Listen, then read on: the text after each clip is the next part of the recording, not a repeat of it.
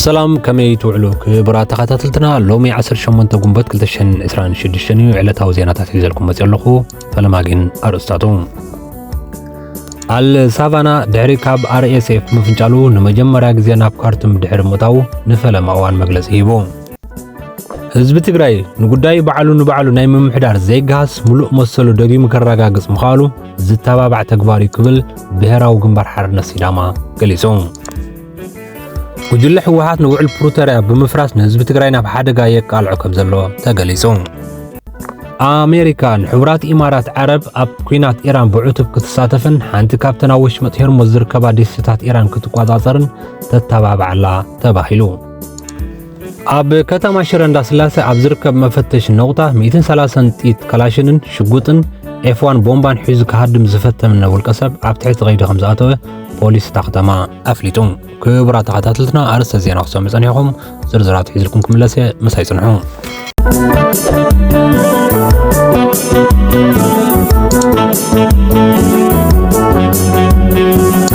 ክቡራት ተኸታተልትና ኣርእስተ ዜና ክሰምዑ ጸኒሖም ዝርዝራት ሒዝልኩም መጸለኹ ሰናይ ምክትታል ኣብ ከተማ ሽረ እንዳስላሴ ኣብ ዝርከብ መፈተሽ ነቁጣ 130 ጥይት ከላሽንን ሽጉጥን F1 ቦምባን ሒዙ ከሃድም ዝፈተነ ውልቀ ሰብ ኣብ ትሕቲ ቀይዲ ከም ዝኣተወ ፖሊስ እታ ከተማ ኣፍሊጡ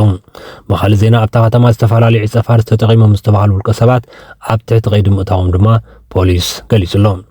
ከም ሓበሬታ ኮሚሽን ፖሊስ ትግራይ እንተኮይኑ 130 ጥይት ከላሽን ሓደ ሽጉጥን ሓደ ቦምባ F1 ሒዙ ናብ ከተማ ሽረ እንዳስላሴ ከኣቱ ዝፈተነሉ እዋን ኣብ ተፍትሽ ከላ ምስተተሓዘ ሃዲሙ ከምልእ ዝፈተነ እቲ ውልቀ ሰብ ንላዕሊ ብዝተተኮሰ 3 ጥይት ኣብ ትሕቲ ቁጽጽር ከም ዝወዓለ ብምሕባር ካልእ ተመሳሳሊ ዜና ድማ ኣብታ ከተማ ሓሽሽ ሓዊሱ ዝተፈላለዩ ጸፋርስ ክጥቀሙን ክሸጡን ዝተረኽቡ ሰባት ኣብ ትሕቲ ቁጽጽር ምውዓሎም ተገሊጹ ኣብ ወረዳ ማእከል ኣድያቦ ጣብያ ለሰ ነባር ከም ዝኾነ ዝተገልጸ ተጠርጣሪ ትማል 17 ጉንበት 2026 ዓመተ ምህረት ሰዓት 11 ቀትሪ ናብ ዓዲ ዳዕሮ መውጽኢ ዘሎ ኬላ ሓደ ሽጉጥን 130 ጥይት ከላሽንን ሓደ F1 ቦምባን ሒዙን ከተማ ሽረ እንዳስላሴ ከኣቱ በአካላት ጸጥታ እንዳተፈተሸ እንዳሃለወ ካብቶም ናይ ጸጥታ አካላት ሃዲሙ ከምልጥ ብምፍታን ንመፈራሪሒ ብዝተተኮሰ 3 ጥይት ኣብ ትሕቲ ቁጽጽር ውዒሉ እቲ ጥርጥር ጉዳይ ኣብ መስርሕ ምጽራይ ከም ዝርከብ ቤት ጽሕፈት ፖሊስታ ከተማ ገሊጹን ኣብዚ ዓመት ኣብ ከተማ ሽረ እንዳስላሴ ኣብ ሓደ ብዙሕ ሰብ ዝእከበሉ መዘናግዒ ብዝተተኮሰ ናይ ኢድ ቦምባ ኣብ ልዕሊ ህይወት ሰብን ንብረትን ከቢድ ጉድኣት ከም ዘብጽሕውን ዝዝከር እዩ ብተመሳሳሊ ኣብታ ከተማ ኣብ ሓደ ገዛ ተዓጽዮም ሓሽሽ ሓዊሱ ዝተፈላለዩ ጸፋርስ ኣብ ምጥቃምን ምሻጥን ዝነበሩ ሰባት ብሃንደበታዊ ብዝተገብረ ተፍትሽ ተረኺቦም ኣብ ትሕቲ ቁጽጽር ምውዓሎም ተወሳኺ ምጽራይ ይካየድ ከም ዘሎ ቤት ጽሕፈት ፖሊስታ ከተማ ገሊጹ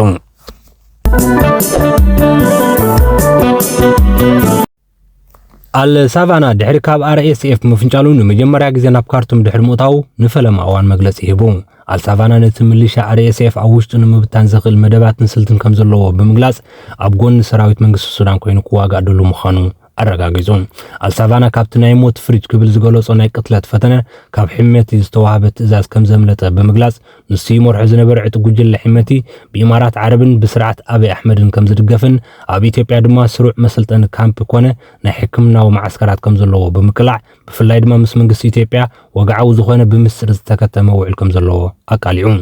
ወሲኹ ከም ዝበለ ሕመቲ ብኢማራት ዓረብ መሳርሒ ከም ዝኾነን ሓውን ሓምዳ ዳጋሎ ዝኾነ ዓብደርሕማን ዳጋሎ ድማ ንቕሓት ዝጎደሎ ሰብ ክብል ገሊጽዎም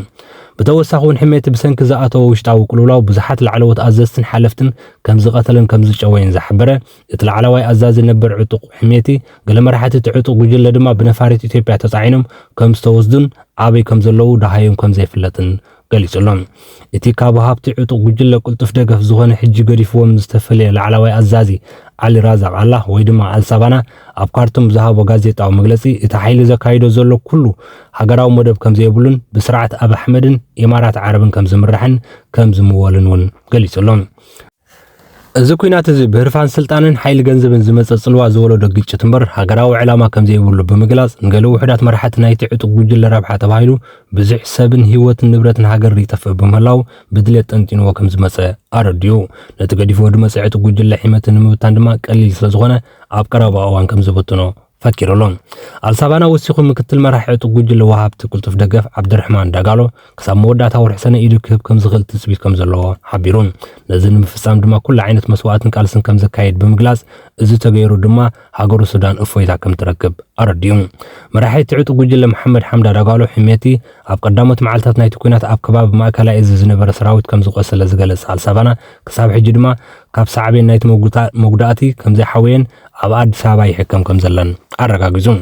በተወሰኸ ዕጡቃት ጉጅለታት ወሃብቲ ቁልጡፍ ደገፍ ኣብ ዳፍሩን ኣጽዋር ንምቕባል ዝጥቀምሎም 6 መዓርፎ ነፈርቲ ከም ዝነበርዎም ኣቃሊዕሎም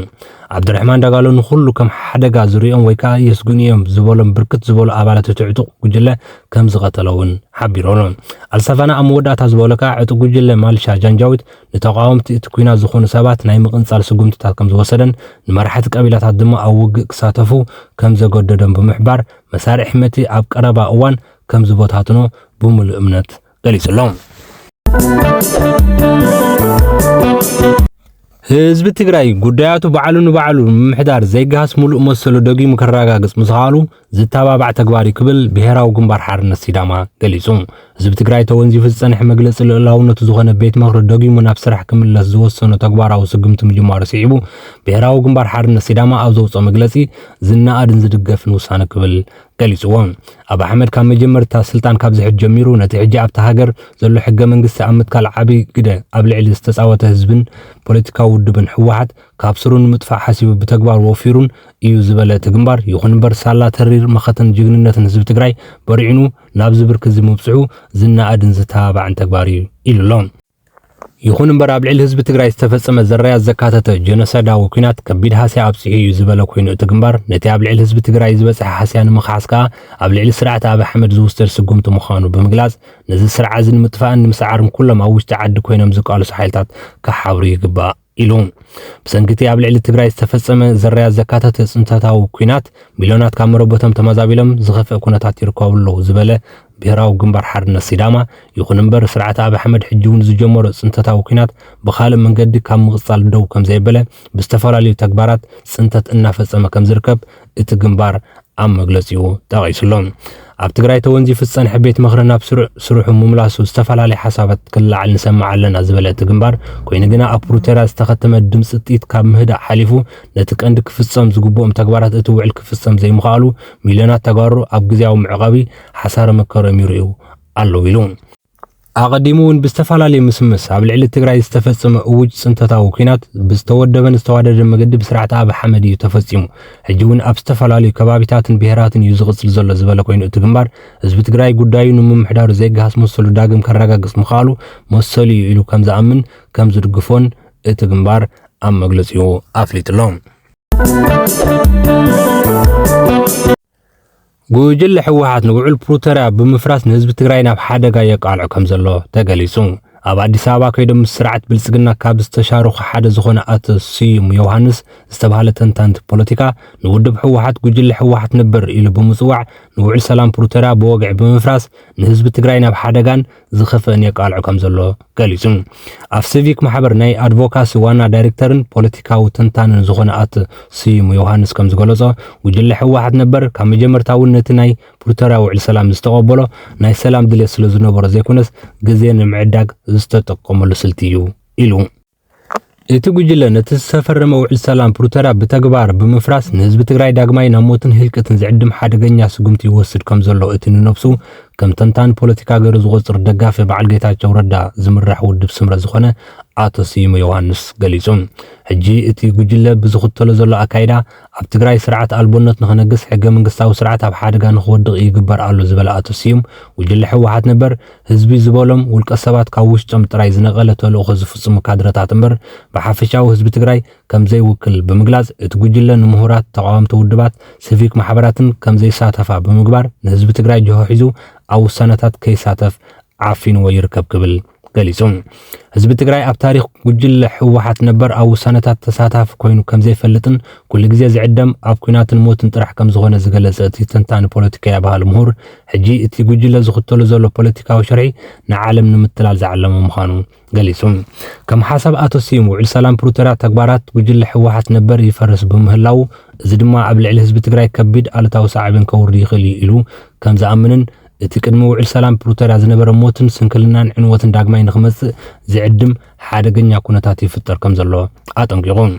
ጉጅለ ሕወሓት ነበር ዝወሰነ ውሳነ ብሓፈሻ ንሃገር ብፍላይ ድማ ንህዝቢ ትግራይ ኣዝዩ ዝጎድእ ምዃኑ ብምግላጽ ህዝቢ ትግራይ ካብቲ ዝነበረ ቁስሊ ከይሓዊ ተወሳኺ ቁስሊ ንኸይበጽሖ ነዚ ጉጅለ እዚ ብመትከል ክቃለሶ ከም ዘለዎ እውን ጻውዒት ኣቕሪቡሎም ይኹን እምበር እቲ ተንታኒ ፖለቲካ ዝኾነ ኣቶ ስዩም ዮሃንስ ነቲ ዝተጣበቐሉን ተዓዲሙ ዝተሳተፈሉን ብበዓል ጀነራል ጻድቃንን ጌታቸው ረዳን ዝምራሕ ውድብ ስምረት ወይ ድማ ነቲ ናይ ለውጢ ሓይሊ ዝበሃል ምትእኻብ ትማል ሰንበት ብውሕዳት ሽማግለታት ኣብ ኣዲስ ኣበባ ተኣኪቦም ቤት ምኽሪ ኣጣይስና ኢሎም ወግዓዊ ድሕሪ ምግባሮም ኣባሎምን ላዕለዋይ መሪሕነትን መስራት ውድብ ስምረትን ከም ዝኾነ ዝእመነሉ ረዳኢ ሓለፎም ነቲ ዝተጠየሰ ሓይሊ ዝበርዓነ ቤት ምኽሪ ኢልወሎም ወሲኹን ካብ ቀደሙ መኻን እዩ ክብል ድሕሪ ምቅዋሙ ንመንእሰይን ምሁርን ከየሳተፍካ ነዚ ሓድሽ ወለዶ ሓይሊ ዝኾነ እናግለልካን እናደፋእካን ብዛዕባ ዝሓሸ መጻም ሕሳብ እንተወሓደ ፀወታ እንተዓበየ ድማ ላግጽ ክኸውን ዝኽእል ክብል ነጺግወሎም እቲ መንእሰይን ምሁርን መጻኢ ዕድሉ ባዕሉ ንምውሳን ዘኽእሉ ዕድል ክፍጠረሉ ይግባእ ዝበለ ኣቶ ረዳኢ ሓለፎም ካብዚ ወጻኢ ዘሎ ንሕና ዝበልናካ ጥራሕ ስማዕ ዝዓይነቱ ከይዲ ግን ንተወሳኺ ክሳራታት ካብ ምቅላዕ እቲ ኩነታት ብዝበለጸ ካብ ምትሕላኽ ሓሊፉ ውጽኢት ኣይህልዎም ብምባል ካብዚ ወጻኢ ኣብ ኣዲስ ኣበባ መድረኻት ስለ ዝፀውዓካ ጥራሕ ሕማም ክትፍውስ ወይ ከዓ ጸገማት ክትፈትሕ ርሑቕ ክትጥምትን ኣይትኽእልን ክብል ኮኒንወሎም ናይ መወዳእታ ዜና ኣሜሪካን ሕቡራት ኢማራት ዓረብ ኣብ ኩናት ኢራን ብዕቱብ ክትሳተፍን ሓንቲ ካብተን ኣብ ወሽመጥ ሄርሞዝ ዝርከባ ደሴታት ኢራን ክትቆጻጸርን ተተባባዕላ ተባሂሉ ሓደ ላዕለዋይ ኣሜሪካዊ በዓል ስልጣን ጸጥታ ነበር ንጋዜጣ ዘ ቴሌግራፍ ከም ዝገለጾ ኣብ ክልል ፕሬዝደንት ዶናልድ ትራምፕ ዝርከቡ ገለ ሰባት ሕቡራት ኢማራት ዓረብ ነታ ኣብ መጀመርታ ወርሒ ሚያዝያ ብሕቡእ ወታደራዊ መጥቃዕቲ ኢማራት ዓረብ ዕላማ ከም ዝነበረ ዝንገረላ ደሴት ላቫን ክትቆጻጸር ሓሳብ ከም ዘቕረቡ ተፈሊጡ ተበዓል ስልጣን ነታ ጋዜጣ ኣብ ዝሃቦ ቃል ከድኩም ሓዘዋ ከም ዝበልዎምን እዚ ድማ ኣብ ክንዲ ኣሜሪካውያን ወታደራት ናይ ሕቡራት ኢማራት ዓረብ ወታደራት ክገብርዎ ተሓሲቡ ነይሩ ክብል ወሲኹ ገሊጹሎም ድሕሪቲ ብ28 ለካቲት ኣሜሪካን እስራኤልን ኣብ ልዕሊ ኢራን ዝወሰዶ ወታደራዊ መጥቃዕቲ እዋናት ሒዙ ኣብቲ ዞባ ግጭት ክዛይድ ምጽንሑ ይፍለጥ ቴህራን ብወገና ከም ዓጸፈታ ኣብ ልዕሊ እስራኤል ከምኡውን ኣብ ልዕሊ እተን ኣብ ወሽመጥ ዓረብ ዝርከባ መሻርክቲ ኣሜሪካ ዝኾነ ሃገራት ሕቡራት ኢማራት ዓረብ ሓዊስካ መጥቃዕትታት ምፍናዋ ዝፍለጥ እዩ ድሕሪ እውን መጻወ ወሽመጥ ሄርሞዝ ክዕጽ ምክንያት ኮይኑ ይርከብ ብ8 ሚያዝያ 2026 ብሽምግልና ፓኪስታን ተኹስ ደው ክብል ስምምዕ ተበፂሑ እኳ እንተነበረ እንተኾነ ግን ኣብቲ ግዜ እቲ እስላማባድ ብዝተኻየደ ዘተ ቋሚ ስምምዕ ከምፅእ ኣይከኣለን ፕሬዝደንት ኣሜሪካ ዶናልድ ትራምፕ ድሕሪ ነቲ ስምምዕ ተኹስ ደው ምባል ንዘይተወሰነ ግዜ ከም ዘናውሖ ገሊጹ ምንባሩ እውን ይዝከር ክቡራት ተኸታተልትና ናይ ሎሚ ዜናታት ኣብዚ ወዲና ኣለና ብኻልእ ግዜ ብኻልእ ትሕዝቶ ክሳብ ንራኸብ ሰብሰናዩ